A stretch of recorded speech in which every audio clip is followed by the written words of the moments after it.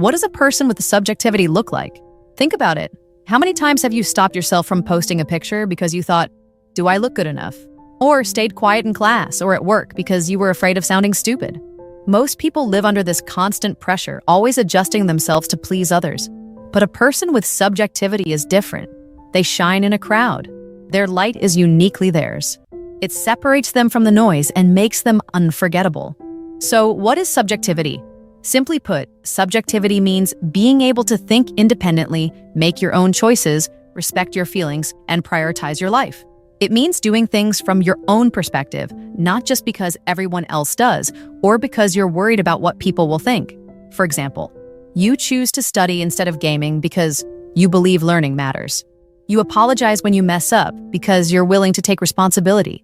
You buy something because you actually need it, not just because your friend has it. That's subjectivity. So, what does someone without subjectivity look like? A lot of people in America live their lives chasing approval.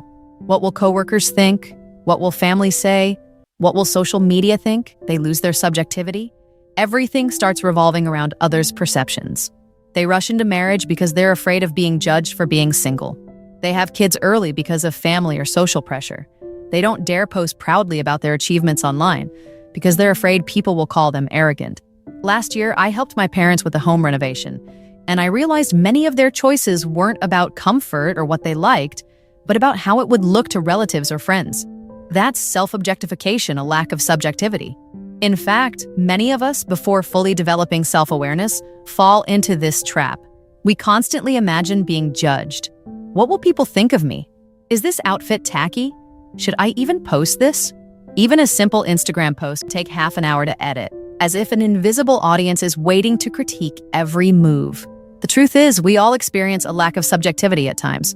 It's part of self-discovery and learning to love ourselves. A lack of subjectivity is really a lack of self-love. When you don't love yourself, you constantly put yourself under the spotlight of others, making safe choices that feel terrible, adding invisible shackles to your heart. But it doesn't have to stay this way. Learning to love yourself is a key step in self-awakening, and it's never too late to begin.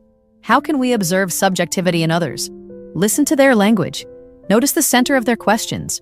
Many clients ask, has he stopped loving me? Does he not want me anymore? Has he completely given up on me? In these questions, the other person is always the subject, but true subjectivity shifts the focus.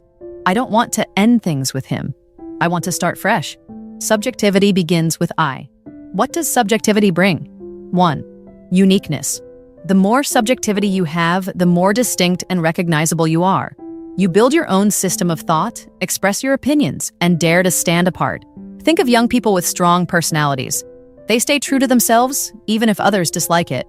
We remember those who defend their heart. 2. Focused.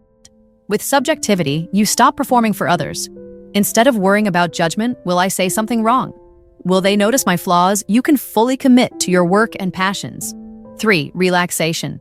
Nothing is more liberating than being yourself. When you live from your own perspective, free from others' evaluations, you gain empowerment.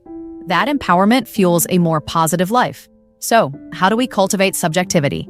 4 steps. 1. Stop being a victim. Don't stay stuck in setbacks. Instead, ask, what did I learn? What new experience did I gain? 2. Don't hand out judgment rights. Accept feedback, but don't let unfair criticism define you. Draw a line in your heart. This is not who I am. 3. Adopt the observer's mindset. See yourself as the one who observes, not the one observed. Structure your own understanding of the world and turn feedback into fuel for growth. 4. Trust your feelings. Logic is useful, but feelings reveal your truth. Defend your emotions, anger, fear, joy, and honor them without replacing them with shoulds. Ultimately, people with subjectivity control their own lives. When making decisions, they first ask, do I need this? Do I want this? Not, what will others think? The more we stop performing for others, the more subjectivity returns to us. In the drama of life, we are the protagonists. Subjectivity requires self-awareness.